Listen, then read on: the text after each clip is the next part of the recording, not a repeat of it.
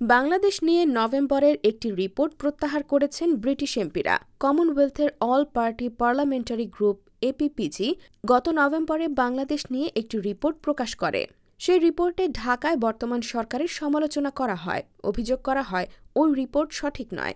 এই রিপোর্ট ক্ষমতাচ্যুত শেখ হাসিনা সরকারের প্রতি পক্ষপাতী ছিল। এমন সমালোচনার পর ওই রিপোর্ট প্রত্যাহার করেছেন ব্রিটিশ এমপিরা। লেবার দলের একজন এমপি হাউস অব কমন্সে এই রিপোর্টের বিষয়ে আপত্তি তুলে ধরেন। এই বিষয়ে কর্মকর্তারা বলেছেন, তারপর আর ওই রিপোর্ট ডিস্ট্রিবিউট করা হয়নি এবং তা পর্যালোচনা পর্যায়ে রয়েছে। একজন মুখপাত্র বলেছেন, যে বিষয়ে প্রশ্ন তোলা হয়েছে তা অভ্যন্তরীণ ডকুমেন্ট, পর্যালোচনা পর্যায়ে রয়েছে। গ্রুপটির ব্যাপক প্রক্রিয়ার অধীনে তা পররাষ্ট্র মন্ত্রণালয়ের সঙ্গে শেয়ার করা হয়েছে। খালা শেখ হাসিনার দল আওয়ামী লীগের সঙ্গে গোপন রাখার সম্পর্ক থাকার অভিযোগ আছে ব্রিটেনের সিটি মিনিস্টার টিউলিপ সিদ্দিকের বিরুদ্ধে। এই অভিযোগে তিনি পদত্যাগ করেছেন। এর ফলে জোর অভিযোগ উঠেছে যে ব্রিটিশ রাজনীতিতে হস্তক্ষেপ করছে আওয়ামী লীগ। কর্তৃত্ববাদী শাসনের বিরুদ্ধে ছাত্রদের নেতৃত্বে বিদ্রোহের মুখে ক্ষমতা হারান হাসিনা। এর ৩ মাস পরে এপিপিজি ওই রিপোর্ট প্রকাশ করে।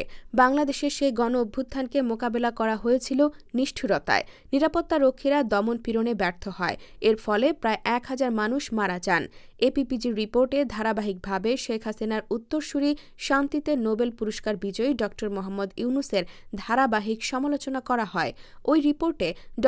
ইউনূস প্রশাসনের বিরুদ্ধে অভিযোগ উঠেছে, আইনকে রাজনৈতিক হাতিয়ার হিসেবে ব্যবহার করছে ইউনূস প্রশাসন। একই সঙ্গে কট্টরপন্থী ইসলামপন্থীদের ক্ষমতায়ন করছে। ওই রিপোর্টে আওয়ামী লীগের সাবেক মন্ত্রী, নেতা, এমপি, সাবেক বিচারপতি, পণ্ডিতজন, আইনজীবী এবং সাংবাদিকদের বিরুদ্ধে হত্যার অভিযোগ আনার প্রমাণ পাওয়ার কথা বলা হয়।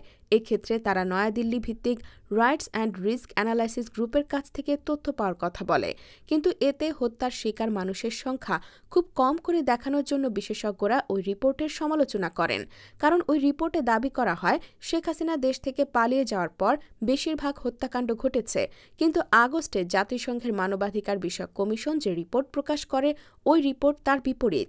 জাতিসংঘের মানবাধিকার বিষয়ক কমিশনার তার রিপোর্টে বলেন, বেশিরভাগ মৃত্যু এবং আহতের ঘটনা ঘটেছে নিরাপত্তা রক্ষাকারী বাহিনী ও আওয়ামী লীগের সঙ্গে সংশ্লিষ্ট ছাত্র সংগঠনের কারণে।